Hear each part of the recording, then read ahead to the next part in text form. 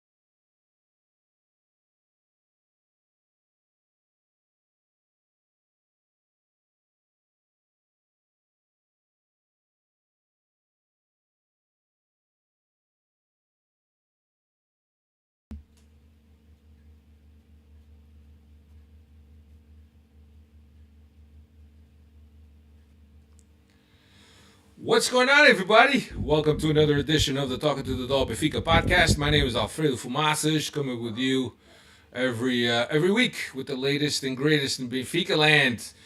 With me, as always, Cristiano Oliveira. What's up, Cristiano? What's up, Alfredinho? How are you today, my friend? I'm good. How are you? I'm doing a lot better. You know, there's some days are better than others. Things could always be worse. And I'm excited to be back here on the podcast with you today. Obviously missing the great 870-087. But you and I will try to represent him well. Yeah, let us know how the sound is because we had some technical difficulties with the sound, and I want to make sure that that's coming in through all right. Diogo Rey's already in the chat saying what's up. What's going on? Episode 461. What we're gonna do is we're gonna bundle up the PSG game and into one recap. I And understood bundle up the PS5 game. I thought you were giving away, a bundle in a. what's going on with PS5? Can people still get PS5s yet, or can they already get PS5s, or is it I still don't know. difficult? I'd say I went crazy, as you know, to get mine, and I don't think I've turned it on in like the last 6 months or 7 months. So A bit I'm of not sure. feedback. Diogo says. Let me see if I could adjust some stuff here. Yeah, it should be okay. Should be okay. But let us know. Anyway, 461. We're gonna bundle up the PS5 as Cristiano mentioned. We're also gonna recap the Rewav game, and we're gonna look ahead to the Portuguese Cup match against Caldas. Alfredo, I think we need to have the meeting of the brains here on the Benfica podcast. I think we're gonna need to, especially now with games, which seems like every 3-4 days, right? We need to maybe start doing 2 podcasts a week. I don't know. Maybe the listeners will tell us if they like that or not, because I'm still on a high from yesterday's game, and I completely forgot we still haven't even talked about last week's game, and then plus we maybe have to reconsider things, Alfredo. Yeah, how's my sound coming in? Because I'm not seeing any measures on my sound. You Uh, sound good to me on my headphones, but I don't no, know about the. that was the issue that we were having before. Ah, that You sounds sound good. fine. Sounds fine. All right, let's go. Sound. You sound good to me on my. Oh no, I sound terrible. That was the issue But that we were having before. that's I don't know. Yeah, No, you sound fine. I don't sound fine. you don't sound fine. No, I don't sound fine. What do you sound like?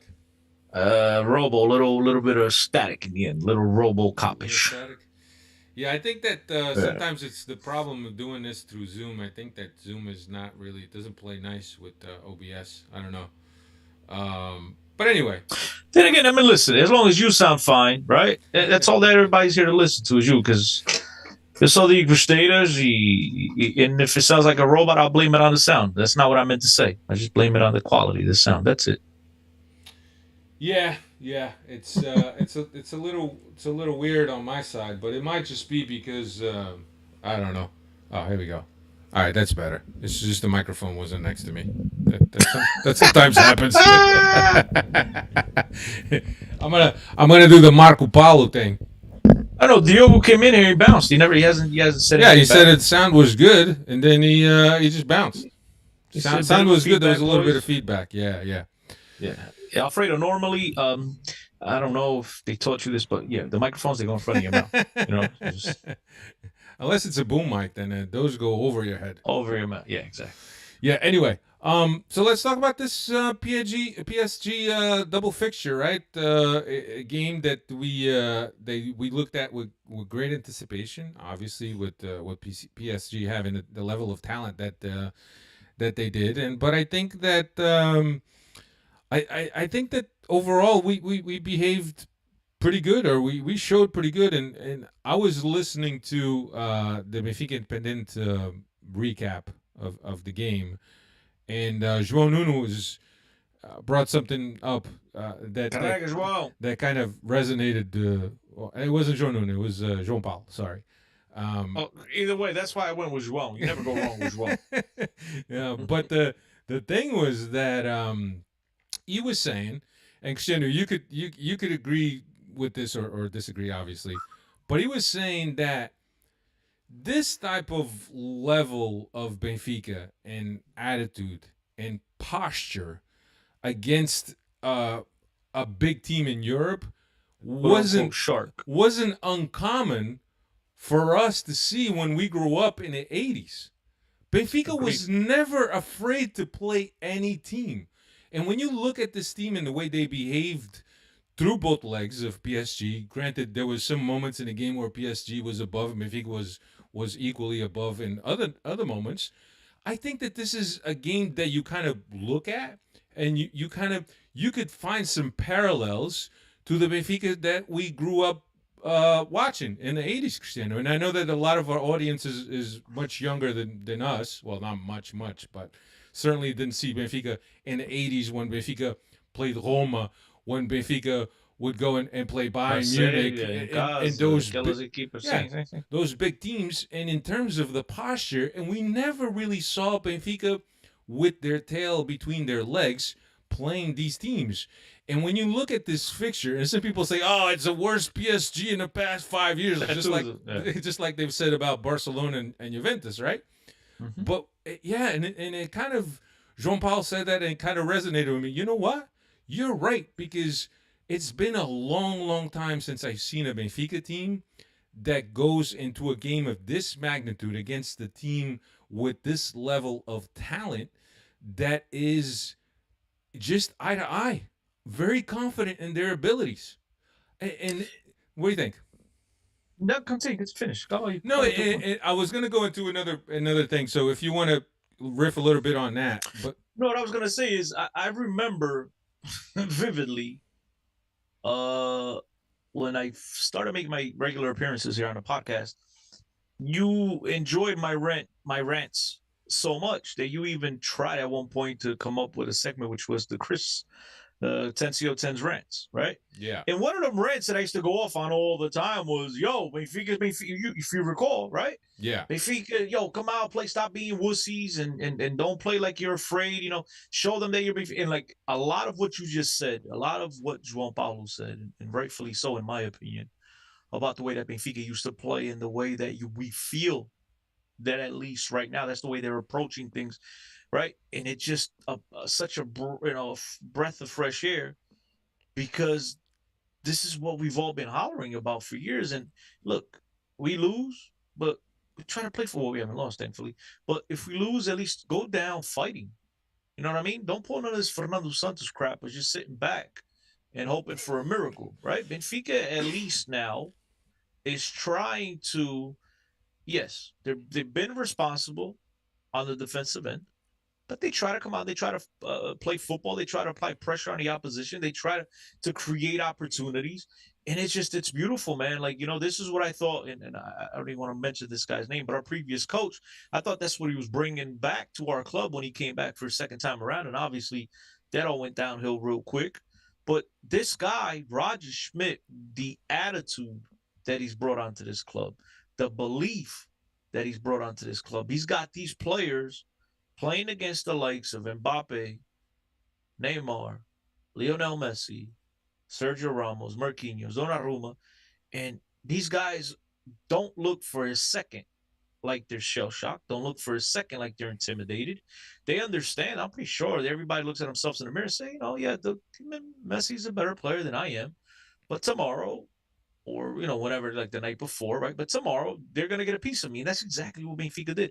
And in this in the first game at the Stade de Luz, at the risk of getting tomatoes thrown at me, because obviously, and I love it, by the way, all you guys in the chat and everybody that listens to the podcast, man, Alfredo, myself, and Dave, man, we couldn't be happier, and thank you guys more often for the support that you guys have given us throughout the year. Thank you. Keep bringing it on, bro. If you disagree with us, hit us up on Twitter, the whole nine. I love it. This is my favorite part about doing podcasting, is the fact that we get to interact with everyone else. But at the risk of getting tomatoes thrown at me on Twitter, right? I'm going to say that if Benfica had, and I'm not going with, and that's where that's where I was gonna lead you into next. But you could go ahead. Yeah, but I mean, since I already got the umbrella out to defend myself from the tomatoes, I might as well just go ahead and finish it. If Benfica had a legit striker, and I'm not even going with Jonas, I'm not going with a world class. I'm talking about a guy who is a finisher, a guy that can play with his back to the goal, able to hold on to the ball, let his teammates come to him, build up play. Benfica wins that first game easily. And it's crazy to sit here and say that, because Benfica in the first half absolutely created the better chances. They had a couple of chances in the second half as well that were just like, wow. One of them was Rafa, and we'll get to all that, but we all know what Rafa's limitations are in the offensive end. But again, this is a club that is playing football, man, and we love it. We love it. And I have a good friend of mine, Alfredo. Let me tell you this quick story, and then you can carry on. I have a good friend of mine on one of my chats, Benfica chats. You might have heard of him, Alfredo Fumaças. He says in the chat that Roger Schmidt has brought back that pride that Benfica players and fans have had, but have been lacking for some time now. He's brought that back.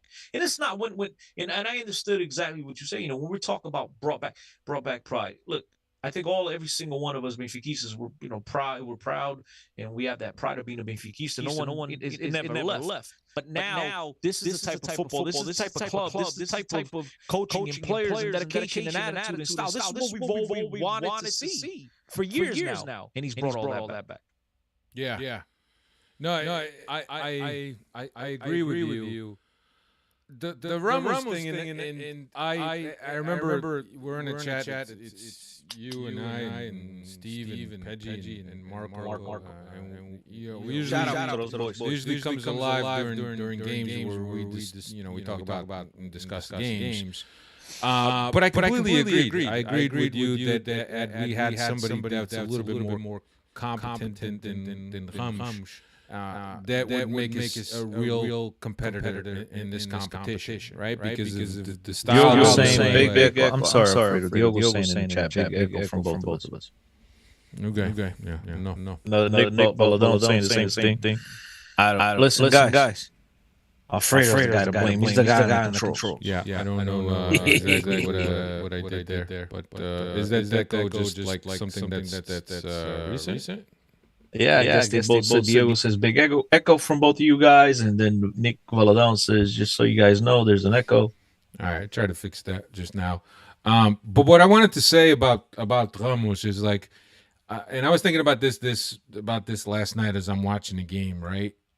I think that maybe Ramos is the reason why part of our success, right? In terms Gonzalo of Ramos, because there was another Ramos on the right, field. So Gonzalo Ramos. you got to. In terms of the high pressure, the high work rate, the closing down lanes in the first phase of construction, maybe he's the perfect guy for this level in terms of when the team needs to defend and needs to press high.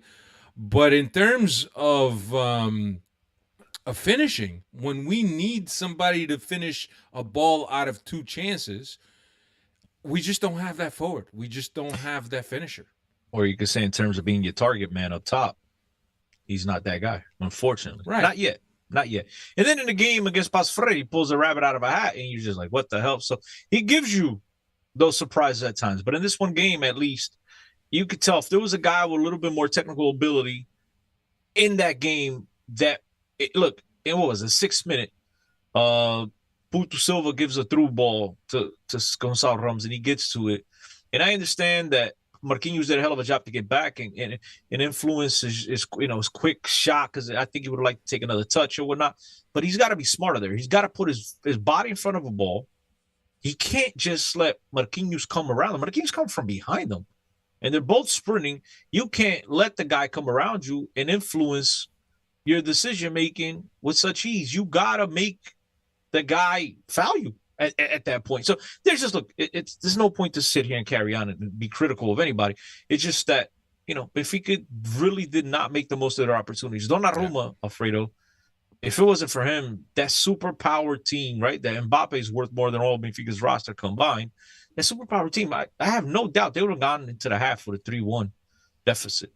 Yeah. And he was a difference between Benfica going into the locker room bleeding and the big mighty, shark scratching themselves, scratching their heads or whatnot for answers. And I think that Benfica did a hell of a job. You could tell right from the early onset, they were applying pressure all over the field. They were being smart of when and how to apply the pressure. And I think this, man, it's fantastic to see. I'm so happy that we're seeing this at this stage. We're talking about Benfica has now played 4 games in the Champions League and have not lost one. I mean, not too long ago, we were losing 5-1 to Basel. If you 5-1 or 5-0, I don't even remember.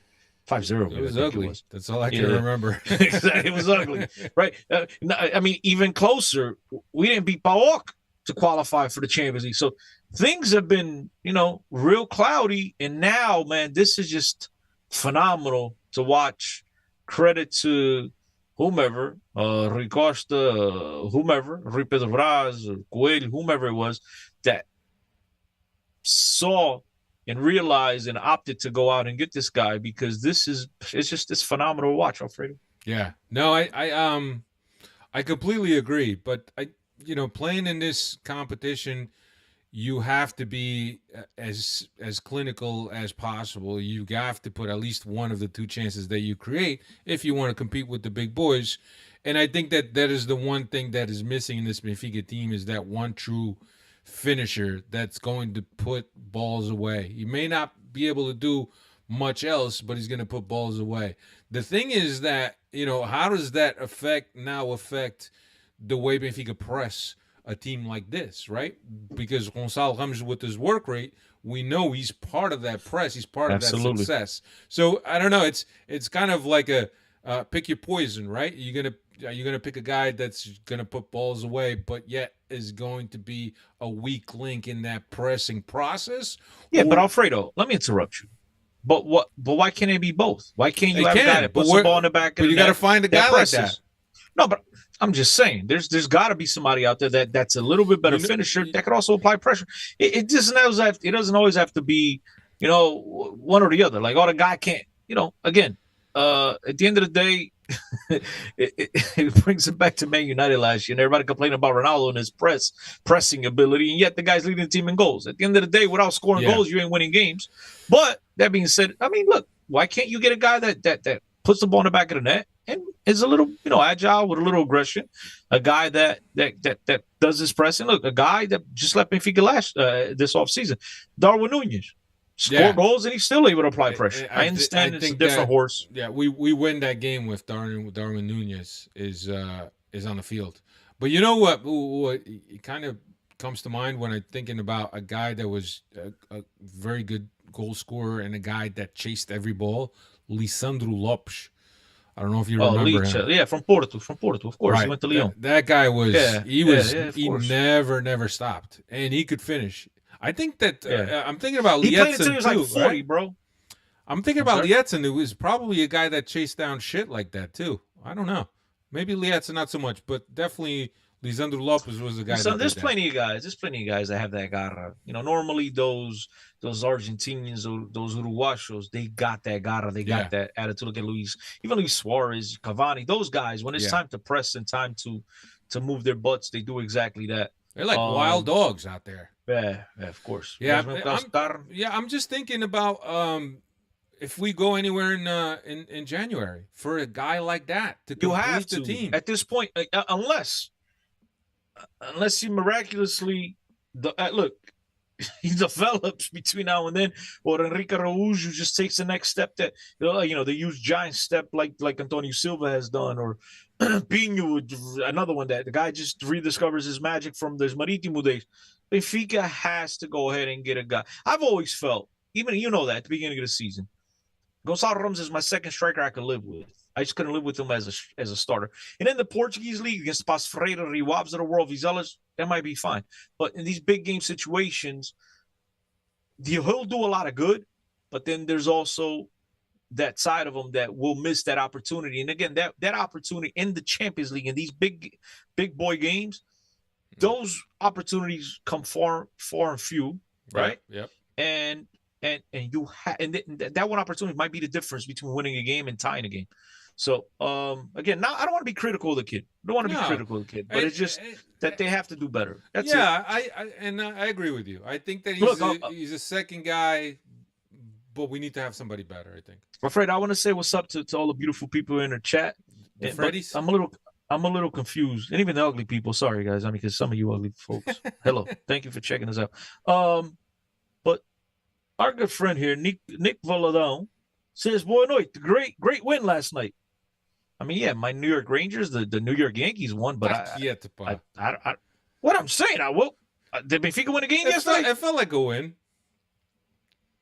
Tu és desse que vais agora andar a celebrar empates também. And that was the other thing that there was on the Benfica Independent Rescaldo, was that Picado was saying that I'm not really in the habit of celebrating ties, but certainly due to the context, it almost feels like a win. And especially with Juve not beating Maccabi. Okay, that was something that with a but draw. It's all context. But still, look, Alfredo, we just talked about how Mbappe alone is worth more than the whole Benfica squad, right? But at no point did I feel that Benfica was being handled in both legs. Right. There was that. Look, I think for the most part in both games, I have to be fair. PSG control the play a little bit more. They created fantastic chances, but at no point was Benfica under fire. No. You get what I'm saying? And for that reason alone, right?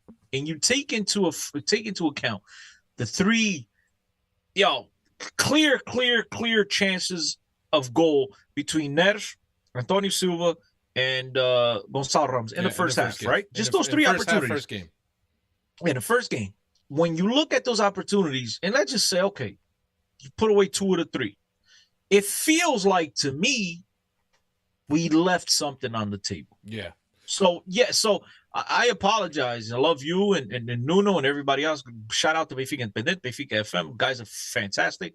Love you all. But to me, I'm not celebrating it because I felt like we could have, with a little bit more, what's the word you guys use in Portuguese? Eficacia? Benfica could have won both games, which is crazy to say. Because coming in when the draw came out, but we're worried about Juve. Yeah. And now here we are playing Paris Saint-Germain eye to eye, and I left a little I'm happy. Obviously, losing or winning, losing your tying, I'd rather tie, I'd rather draw. But if I felt like maybe, but it's like you said, we were never really overwhelmed by PSG. But you're right. It kind of leaves a taste in your mouth where you feel we could have done better, and not so much in the second game, but the first game certainly. And when you talk about that first half of the first game, Benfica just played way better than PSG that first Mm-hmm. half. And I think the result at the half, regardless of us getting that own goal, is a fair result. And you could have maybe you Yes. could have made the argument that Benfica could have been a little bit more fortunate and gotten two. But certainly I thought that Benfica played extremely well that first half in Lisbon. Second They half did. was more PSG. It was more defending. Exactly. Right, PSG had more control. And they created right, fantastic opportunities. exactly. Mbappe bent one. He didn't bend it like Beckham, but he tried. Neymar bicycle kick off the crossbar. I mean, they did create chances, but it was never like, saímos daqui, os gajos dominaram, they created all the chances. No, because we had even that Rafa in the second half where he dribbles through everybody, then he shoots it straight Yeah, at Donnarumma's balls. You know what I mean? Like, we had chances. I think Benfica, you look back at that game just solely on opportunities on goal. Forget everything else. I don't care about nutmegs and pirouettes, whatever in the middle of the field. I'm talking about goal scoring opportunities, clear goal scoring opportunities. Benfica was the better team that day in that department. yeah. And so again, I said it before. I'm gonna repeat it. I'm not celebrating no draw, bro, because a draw is like, you recall last year when Benfica goes to play Roger Schmidt's PSV, right? And in the Champions League, whatever it was, and Verissimo gets a red card, and Benfica defended for their lives, having won the first game at the start, to lose. Then I believe they drew that game, if I don't recall, second hand in PSV. Um, that's a draw to celebrate because that draw allowed you to advance. Yeah, That but draw you could was for you empate suave. but you could You know what I'm also saying? make the argument that this draw last night left you at the door. It left you at the mercy of your own results. Yes. Yeah, it left you but left you very, very close. Where what do you need, 1 point to clinch? But anyway, second game, a little same story. Without the all the chances in the second game, there was a lot less chances in the second game for both teams. And Donnarumma was very active in the first game. In the second game, I think maybe if he made one or two chances and one or two saves, that was about it. Vlachodimos wasn't that active either. I think that both teams in the second game locked in very tight in terms of tactical. There's also that difference between Neres. We found out that Neres was hurt and he couldn't play, and we're thinking, okay, who's going to play? And I remember that Cristiano tweeted off the Benfica podcast account. What he would do is he would go with Auschwitz in the midfield as a three midfield setup. But the thing is that Auschwitz ended up playing a little bit more wide, but closed into the midfield whenever he needed. He added on to that third line or to that 3-man line in the midfield whenever Benfica needed. But it provided for Benfica to match up a lot better with PSG in the second game than in the first game. Things were a lot less open in the middle. There was more controlling over Vitinha, Verratti.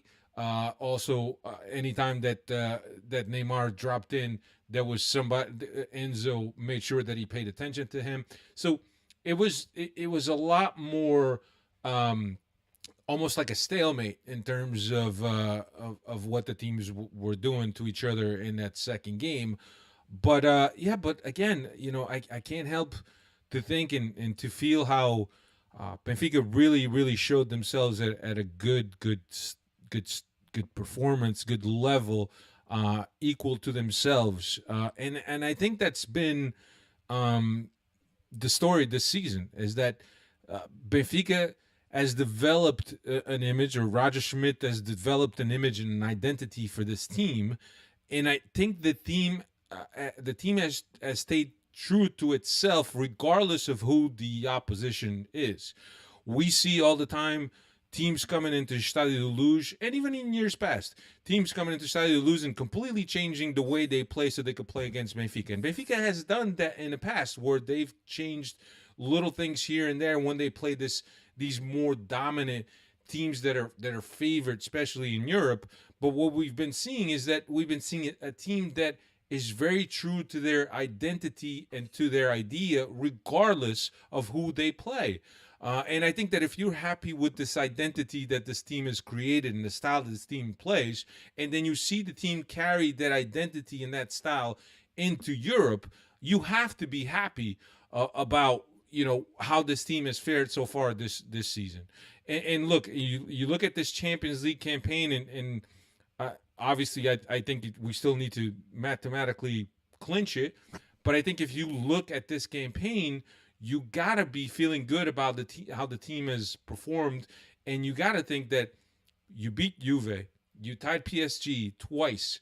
You have to be happy about the campaign, and it would only take a catastrophe for Benfica not to make Europe or even the Europa League. But I think when you look back at this Champions League campaign this year, you're probably not getting a better feeling in any other year than this one in terms of how Benfica has performed in the Champions League. I don't know if that's what you feel, Christian. Yeah, when you take into consideration the style of football that this team is playing, when you take into consideration the fact you went into Turin and beat Juve at home, I get it. They're not exactly the 90s Juve that was going to back-to-back Champions Leagues. I understand that, but they're still a team with a lot of fantastic players. And I know they're going through their own struggles, but hey, it is what it is. It's football. When Benfica was going through the struggles over the last few years, nobody took pity on us. So it is what it is. We're playing good. We're doing, Benfica's doing what they have to do because the coaches get the boys ready. The people running the football club, I'm talking about in terms of on the pitch, I'm saying, right? They know what they're doing. And I think Benfica should be part of that. You don't do your job, that's your fault. We're doing our job, and Benfica has played 2 really good games against Paris Saint-Germain, who many people with Messi there now, whatever, especially for the second run, right? Having failed the first time around, many people tell you that they're right there as one of the favorites to win the All Connect. And due to the fact that you go into Paris and, in a span of 7 days, you play Paris Saint-Germain twice and you draw both games, I think, look, it's been a fantastic start here to the Champions League for Benfica. I know we've had some good runs in the Champions League in years previous, but I think this is the first time Benfica's. I don't think I'm mistaken, but if I am, I apologize. That's missing, stats Dave here. I think this is the first time Benfica is 4-0. I'm sorry, undefeated in the first 4 games in the Champions League, not 4-0 because they're 2-2. Having not suffered a defeat, I should say, 4 games into the Champions League, which is fantastic. And so I think they just have to worry about themselves. Obviously, next game, huge game at the side to lose against Juventus. And then they got to go into Maccabi. And look, Juventus just lost at Maccabi. It's not going to be an easy place to play. So Benfica has to handle business at home. And if they don't, I'm afraid, like you said, it's going to be a catastrophe. But if Benfica can't handle their business at home, then you don't belong in the competition. Yeah. They're saying that that's going against. They're trying to get a little fix in here. But yeah. I think that is. I think I found it. You found it out. How's it working now? I think in that first game, Antonio Silva played really well. Florentino played well. Enzo Perez was a beast. He got lucky with that step on Verratti. I'm surprised that they didn't make a bigger thing out of it than what they did. He's got a yellow. But yeah, man, you could sit there and for that whole game, and I don't think ninguém jogou mal. You know what I'm saying? Everybody did what they had to do. And it's great to see what these guys are doing. It's great to see them building the confidence. And, these guys are starting to believe with each passing game. And right now, I can't wait to see Benfica's next performance because if these guys aren't confident after going into Paris and coming up with a draw again against Paris Saint-Germain.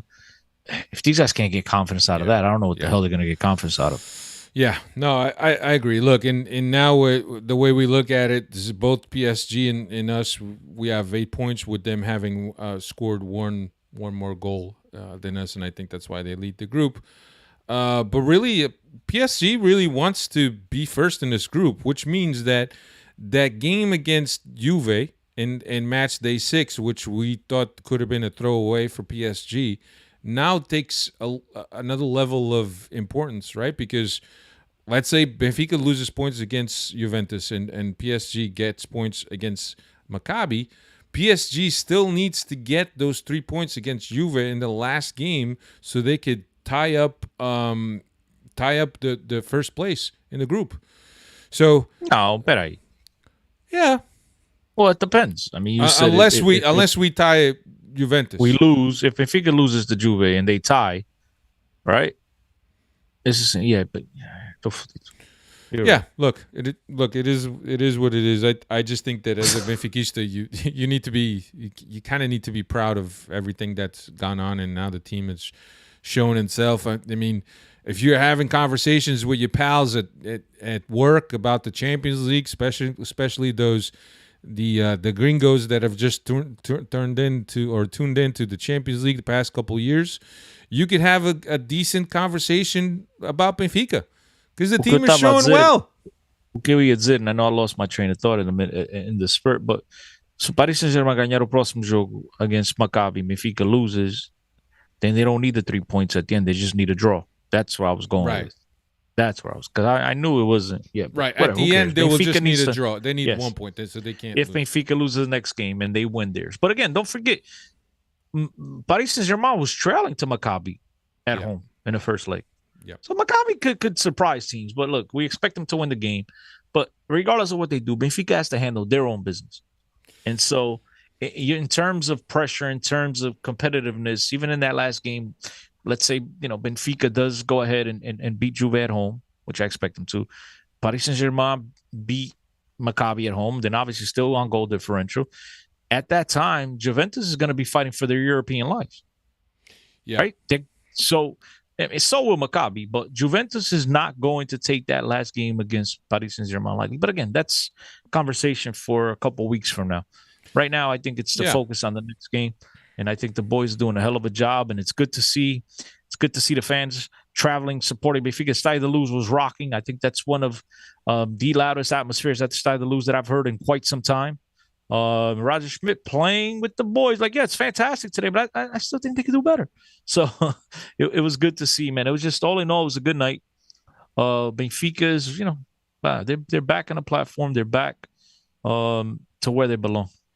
Yeah, Diogo, I don't even know if Juventus is capable of taking points from PSG, to be honest with you. That club is just in disarray, and I think it's going to take a little bit of shaking up for them to turn it around, whether it's Allegri that gets the chop or whatever.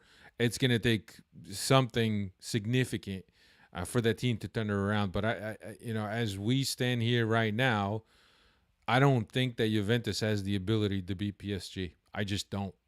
I mean, I watched them against Maccabi, and they're just not there. The team is ready for a change, and maybe it's Allegri that's the problem. But Allegri, the noose has got to be getting tight around the neck because they're just even in the Serie A. That's negative result after negative result. They just lost to Milan, and it's just they're going to have to try to right the ship at some time. And so I think their last way to salvage things is to come up, with miraculous results here in the Champions League. So, pode ser que a pressão dos gajos, you know what I mean, lifts them to another level. But yeah, right now as things stand, Benfica stands in a very, very pretty position. Yeah. So turning our attention now to the Rio Ave game, which basically split this PSG fixture. Benfica played Rio Ave over the weekend. I'll give you the lineup. I'll give you the lineup only for one thing, right? Because usually we always see the same lineup with just a change here and there. But this lineup, Vlaco Dimos, Gilberto, Tony Silva, Otamendi, and Ristic, Auschwitz and Enzo, João Mario, Draxler, Gonçalves, and Ramos. So something that we kind of had been Gonçalves and Rum. Sounds like Gonçalves Rum. Sounds like you're saying one guy. so we had Bless you, brother. we had kind of been thank you. We had kind of been clamoring here, when is the rotation going to happen? And these guys could just keep going out. But look, you look at this lineup. First of all, you got Gilberto and Ristic, which are not starters. Gilberto lost a starting spot. Auschwitz also has not been a starter, so Tino got the rest, and then you got Draxler and Gonçalves also. So quite a lot of changes here by Roger Smith, but then again, I think this also speaks to the confidence that he has on players. And we have looked at the bench and said, well, maybe he doesn't have anybody on the bench. That Benfica is not that deep. But when you see guys like Ristic, and granted, Ristic wasn't really challenged in terms of defensive play. He was very good on the offensive end, but keep in mind that he's originally a winger. That's how he started his career, and then was transitioned to a back. But yeah, good showing from him. I think that Hausness, every time he comes in, he's not disappointed me. Solid, very he's solid. He's not disappointed me. And then Gilberto is Gilberto. Gonçalves and Chiquinho, man. That's just that's it's one of those things that sometimes you look and said, you got all these things going right, and then you got these, it's like you're looking at a girl. Yeah, you see a girl at a club and this and that, and you look her up and down, and she looks fine. Then you look at her teeth, at her feet, and she got these bunions. It's like, oh. But you could probably get past it, right? And I'm talking about when in our younger days. Now we don't do that. We don't do that type of shit. But you look at, man, I could look past that. But the thing is that every time Gonçalves and Chiquinho come in, I don't know. I just cringe. But it is what it is. We can't have a roster stacked up full of guys. There's going to be Gonçalves. There's going to be Chiquinhos also. But again, getting back to the game, Benfica down, Benfica down again. And look, here's another thing. And that, I think it was Diogo Reis that said this earlier, or either Diogo or Nick. And I apologize if I'm mixing it up. In the past, if we had gone down to teams, we always used to have this mental blockage or panic, bro. We're just panicked. But now we were down against Juventus, okay? We were down against PSG. Yeah, we were down against Rio Ave. We were down against PSG, and we came back. Which speaks to, and here's the thing: as we're watching these games, it's like, I don't fear that the team can't react or that the team is not able to do something that will get back the disadvantage in which they're in, right? And it's just so much easier to watch Benfica this season, and I feel that I'm more relaxed because I know what the team is capable of. But being able to turn these results around, man, it's I don't know, it's great. But yeah. Down in the 6th minute, then 1-1 13th minute, 2-1 in the 19th minute, and 3-1 at the closing of the half. So Benfica responded quite well to Rio Ave. And hey, look, I got to give credit to Rio Ave. And I was talking to Cristiano before we came live, that whenever teams come to Estádio da Luz and they try to play eye to eye with Benfica, this is what happens. If you're not parking the 2 buses plus the school bus, you're gonna get found out. So Benfica came out of the gate, bro. It looked like it was gonna be one of those beautiful 4-5-6-0 games at the Estádio da Luz. Ristic looking like Roberto Carlos in his heyday until he had to shoot that one ball from the Enzo Perez perfect pass over the defense, and then I think he hit the corner flag. And then on the ensuing goal kick, they score with their first shot on goal, the first time they come anywhere near our box. And it just left you scratching your head. But then you're like, okay, hey, these boys are different. Let's see what Rogers gonna do with these guys, and they just, you know how it is when you're trying to dig a tunnel, bro. It's little piece by piece, and you just chipping away, Yep. chipping away until you see some daylight, and that's exactly what Benfica did. And then look, let's not kid ourselves. They got a huge gift. I don't think it was purposely, right? But they got a huge gift on the second goal with the goalkeeper. What's his name? Antoni. I forgot his name now. Rodolfi, Antoni. I forgot his name. Jonathan. I think it was his name. Jonathan. Where you go from E to Jonathan? Because I'm trying to get. I think it was Jonathan. Yeah, it was Jonathan. Yeah. Yeah. You're right. He tried, bro. Do you understand how many times I've seen that play almost happen where the goalkeeper's getting the ball from his right and the goal's to his back on his left. And he tries to control it, bring it to his left side, and almost knocking it into his own goal. But fortunately for those guys, they always get to it and they were able to control it. But this guy, unfortunately, was a little bit too much pace on it. And it was one of those bloopers that you're going to see for the rest of time. As long as there's video, you're going to see that goal right there in a goalkeeper blooper video. But nonetheless, Benfica still piled on the pressure. If it wasn't for that kid, Benfica could have scored 4 or 5 in the first half. Yeah. And that's and people, you're always gonna hear, oh, you bought the guy. But here's the thing, man. I'm looking at that play, and if somebody wouldn't even do that on purpose, that just looks too much like of a blooper to even seem like something that somebody did on purpose. It just looks too obvious. You could have let in one or the other. You could have let in one or the other easy. One of the other 6 great opportunities. Yeah, you're right. I let it in. Yeah. But you're right, Cristiano. The dude after that, he went on to make some unbelievable saves. Like you said, it could have been a much larger scoreline had he not been saving those balls. But shit, haters gonna hate and Anti's gonna say what they want. In Portugal é sempre assim. It's not even worth wasting time on this because we know how it is. Anything Benfica does, it's just put under uma lupa and and zoomed in, whatever you want to call it, and everybody's gonna dissect it. So it's pointless. Look, the kid played a hell of a game. Benfica played a hell of a game. I didn't comment yet because, but you obviously mentioned that they made 5 changes, I should say. I was ecstatic to see the manager do that. I don't know if I align with you in terms of it shows you the belief. I mean, I'm pretty sure there's some of that, but at the same time, bro, you can't keep running these guys into the ground, and you're going to have to give these other guys a break at some point. You got very important games coming up against PSG, you have to play these guys, and so it's like, olha, Rui Vitória, put the para frente y mãos à cabeça e rezar. You know what I mean? And it worked out. The only sour note for me, I would say, and he had some good moments, but it's still the lack of intensity, the lack of game readiness that we've seen so far from Draxler. Yeah. That's the only negative so far for me. Yeah. I think that... Or in that game, I should say, in the first. Then he got subbed off. But he had moments. Okay? You can tell when the guy's about his feet, there's class there. There's tremendous amount of talent.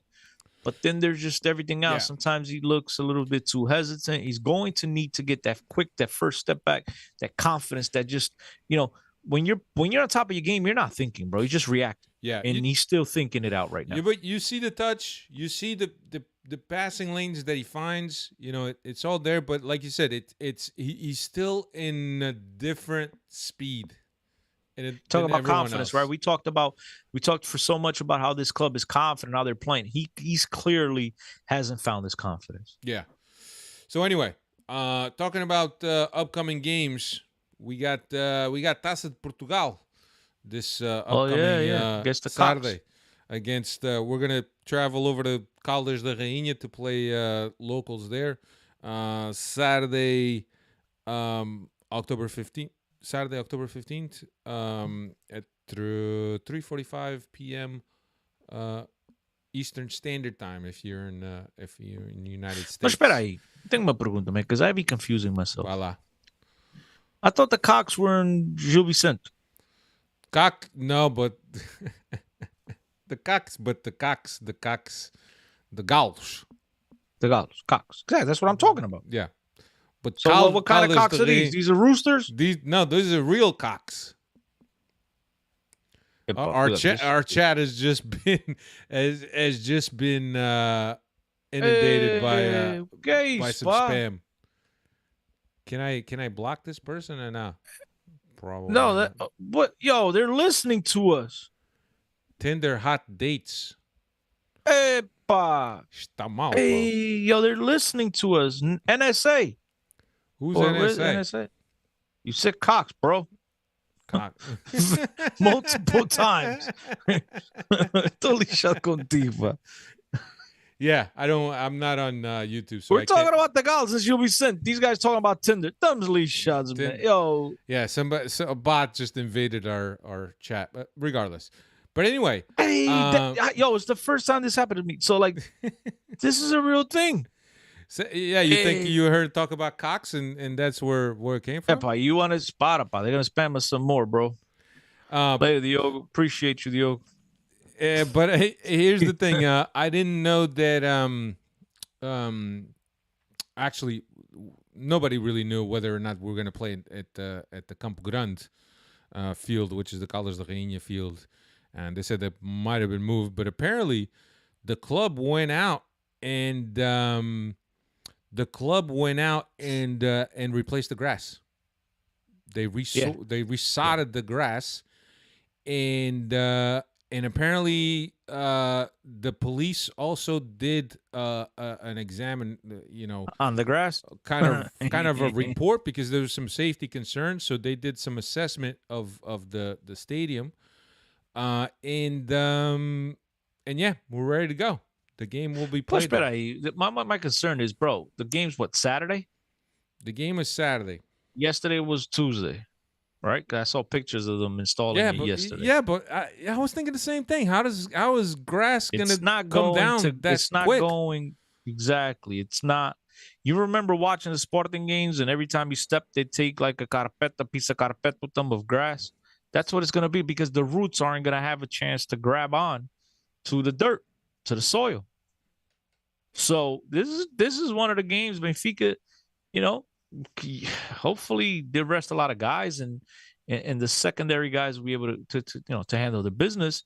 But that being said, this is one of them games on the type of surface that can cause tremendous injuries. You get what I'm saying? Yeah. That's when it's not rooted properly and there's a little bit of give.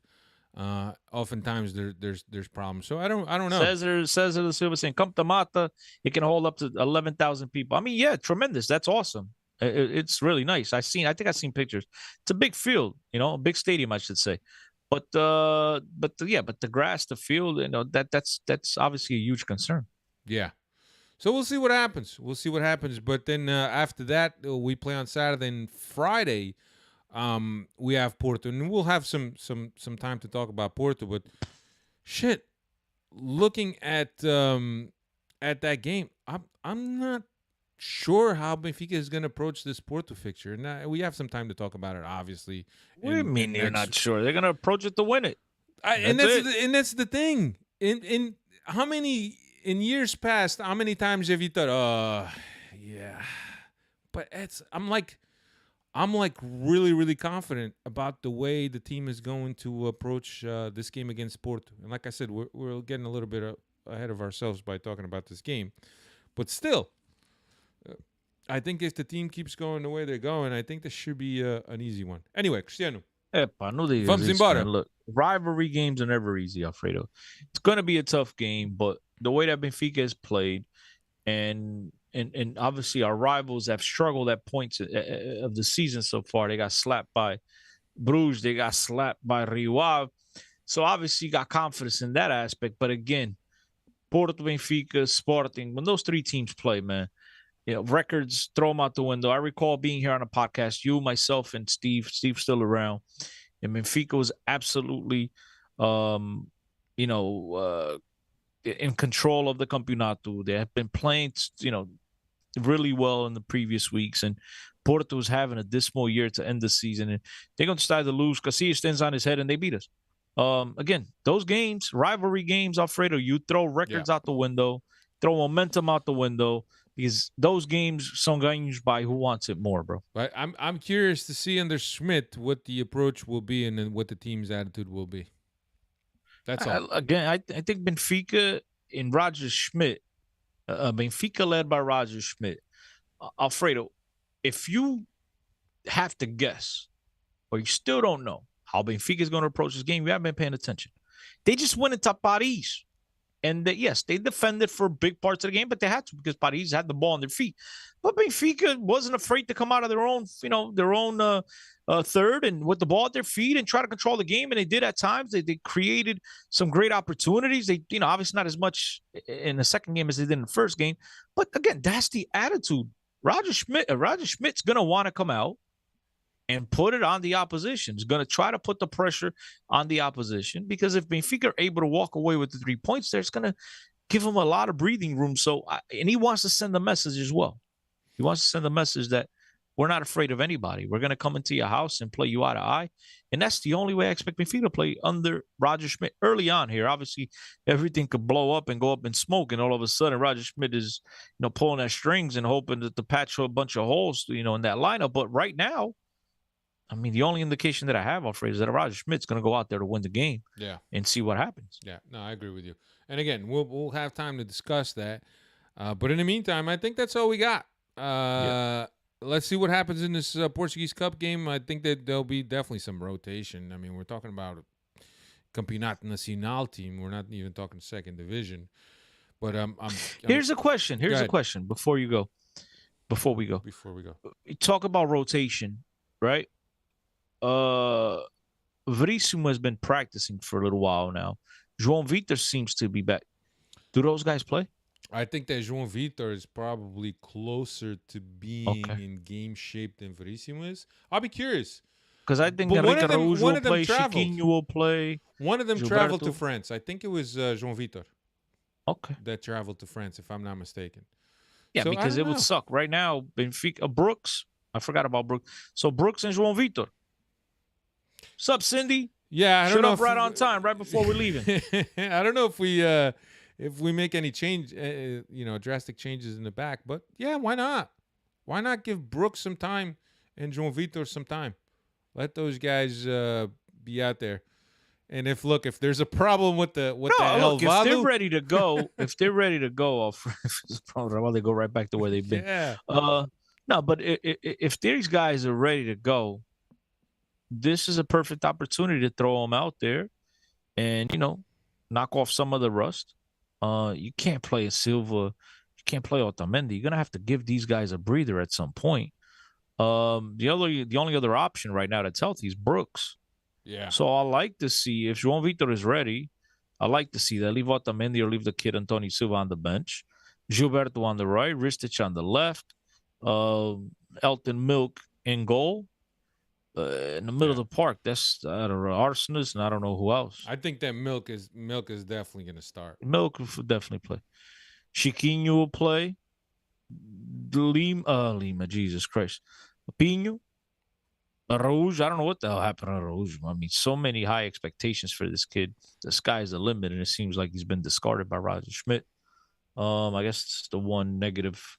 Well, he's been playing for the B, and if there's any indication, after Pinho was starting for the B, he started showing up more and featuring more games.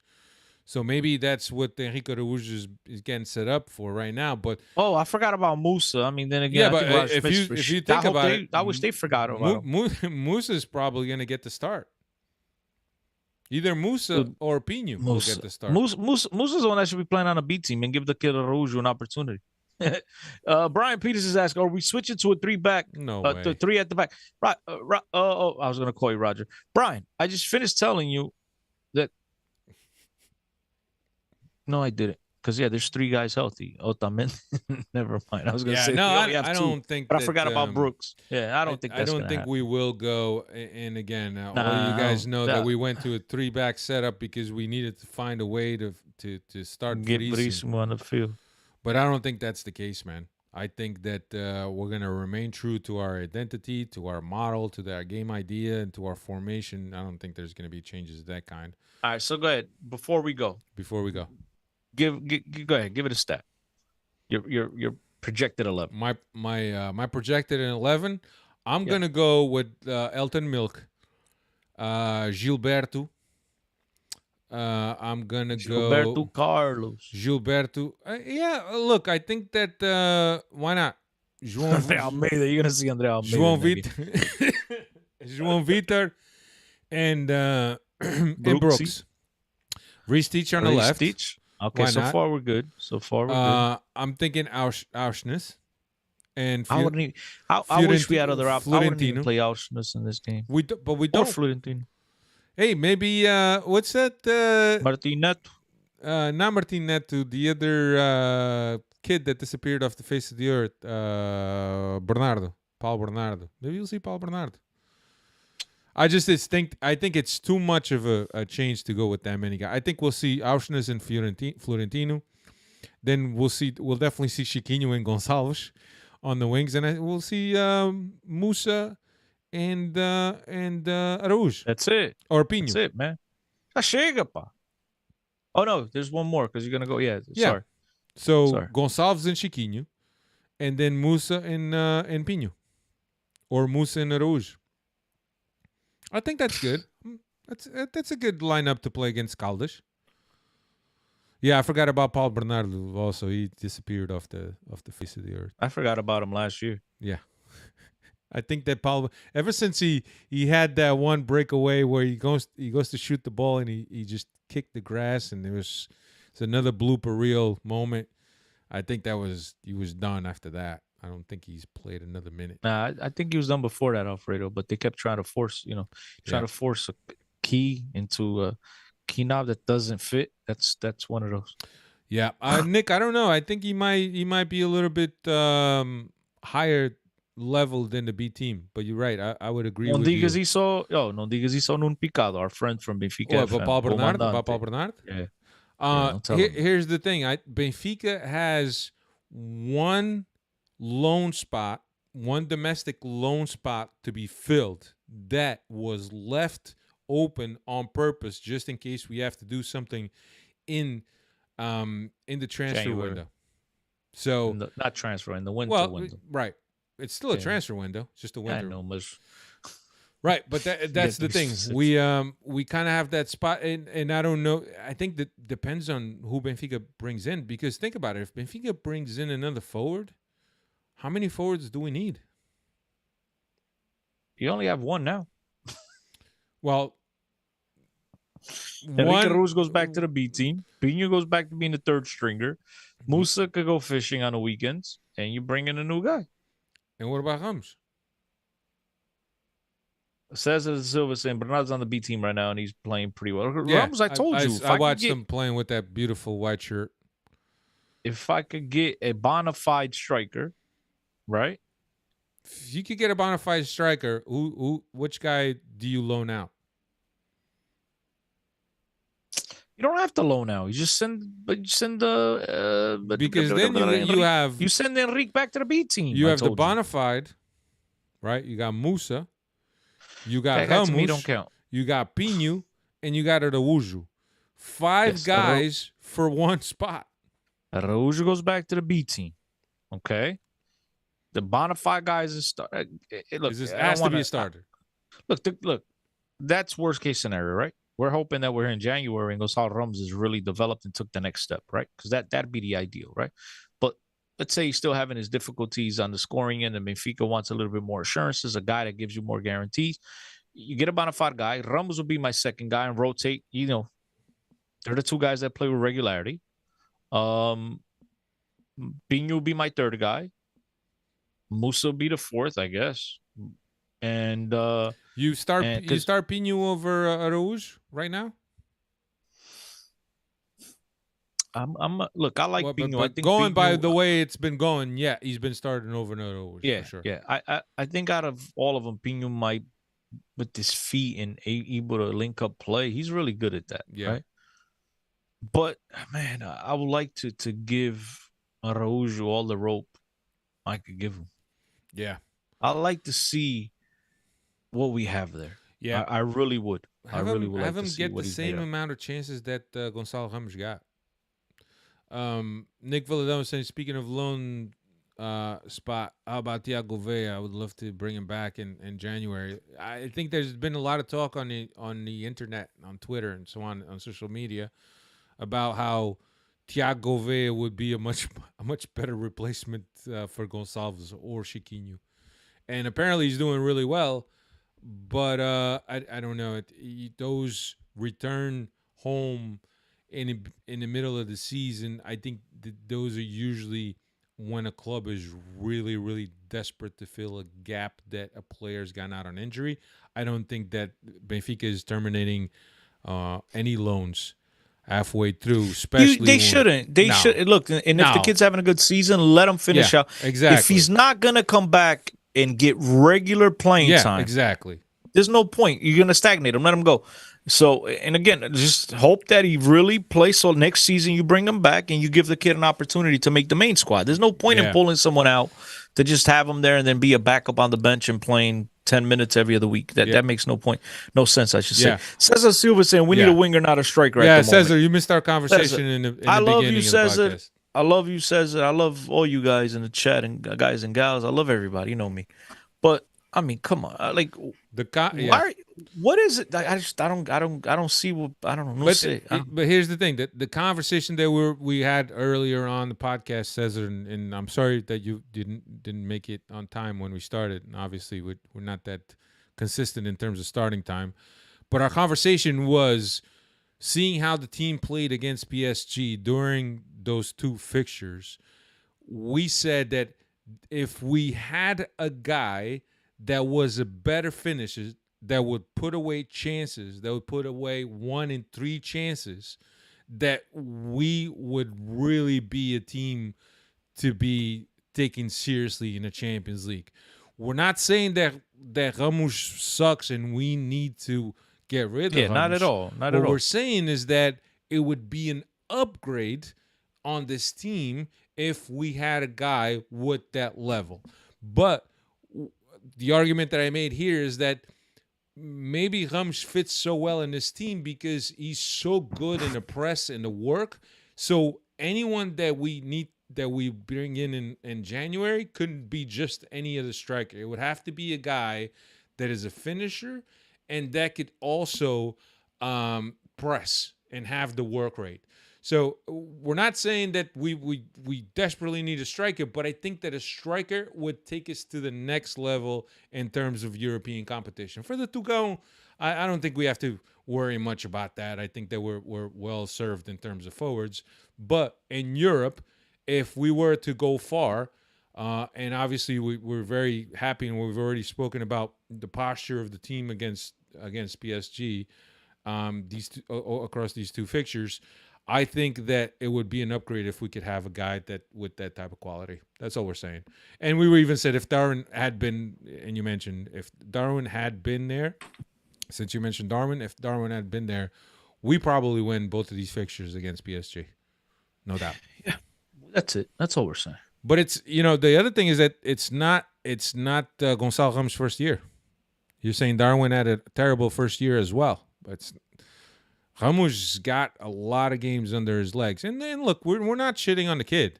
We're just saying that if there's an upgrade to be had and to take the team to the next level in terms of European competitions, he would be the one. Anyway. Bro, the thing is this, man. We got to, at the same time, I get it. We like these players. We're trying to develop some of these players. We hope that some of these players take the next step. I get it. I truly understand. I comprehend it perfectly. But at the same time, guys, let's not forget, right, that we need to worry about right now also. And it's easy for you guys to turn around, for anyone to say, well, right now we're winning. We're in first place. We haven't lost a game yet. And everything's perfect. But at some point, there's going to be controversy, right? I mean, I don't care what team you are. You don't just breathe through a season. Or not breathe, I'm sorry, breeze. Stupid. You don't just breeze through a season, right? You're going to have some hiccups along the way. We hope not. Whatever club anyone roots for, whomever it may be, you hope that your club never goes through those difficulties. But you have to be realistic. At some point, they're going to come. They're going to arrive. And so Benfica has to make sure that when the going gets tough, they have guys that have the ability to put the ball in the back of the net. Because as I stated before, and I walked away, Alfredo. Now I got to hear some of what you said, but I didn't hear it all. I don't know if you repeated it, what we said earlier. But in these big game situations, you're going to have one and a half, if that even makes sense, right? One and a half opportunities a game, and you have to put that opportunity away because that is the difference between winning and losing. And right now, I don't have the confidence that Gonzalo Ramos is there yet. That's not to say he won't get there tomorrow, but I'm talking about today, right? And I think that's the one weakness. Well, there's two weaknesses on this team.